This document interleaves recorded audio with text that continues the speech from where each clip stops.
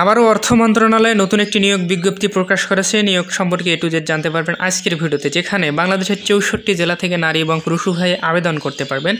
প্রতিষ্ঠানের নাম অর্থ মন্ত্রণালয়, বিজ্ঞপ্তি প্রকাশ 27 মার্চ 2024।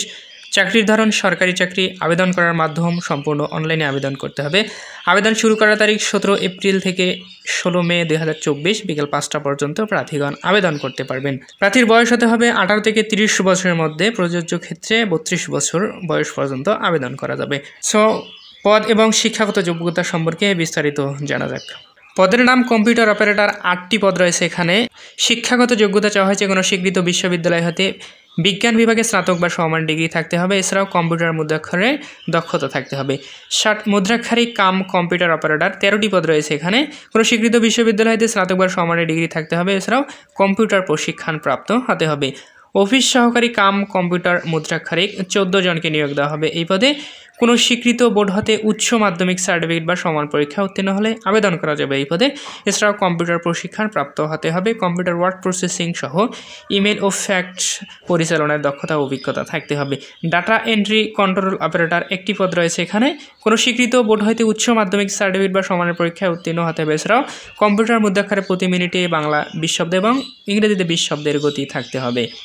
অফিস সহকারী কাম কম্পিউটার মুদ্রাক্ষরিক হিসাব কোষ, 2 জনকে নিয়োগ দেওয়া হবে। কোনো স্বীকৃত বোর্ড হইতে উচ্চ মাধ্যমিক অর্থাৎ HSC পরীক্ষায় উত্তীর্ণ হলে আবেদন করা যাবে। এছাড়াও কম্পিউটার প্রশিক্ষণ প্রাপ্ত হতে হবে, যেখানে কম্পিউটার টাইপিংয়ের সর্বনিম্ন গতি প্রতি মিনিটে 20 বাংলায় এবং ইংরেজিতে 20 শব্দে থাকতে হবে। কম্পিউটার ওয়ার্ড প্রসেসিং সহ ইমেল ফ্যাক্স পরিচালনায় দক্ষতা ও অভিজ্ঞতা থাকলে আবেদন করা যাবে। অফিস সহায়ক পদে 10টি পদ রয়েছে এখানে। কোনো স্বীকৃত বোর্ড হইতে মাধ্যমিক স্কুল সার্টিফিকেট অর্থাৎ SSC পরীক্ষায় উত্তীর্ণ হলে আবেদন করা যাবে এই পদে। অনলাইনে আবেদনপত্র পূরণ এবং সংক্রান্ত নিয়মাবলী। প্রার্থীকে অবশ্যই পরীক্ষায় অংশগ্রহণ করার জন্য mof.teletalk.com BD এই ওয়েবসাইটে আবেদনপত্র পূরণ করতে পারবেন। অনলাইনে আবেদনপত্রটি প্রার্থী তার রঙিন ছবি এবং স্বাক্ষর নির্ধারিত স্থানে আপলোড করতে হবে, যেখানে ছবির সাইজ হবে সর্বোচ্চ 100 KB এবং স্বাক্ষরের সাইজ হবে সর্বোচ্চ 60 KB।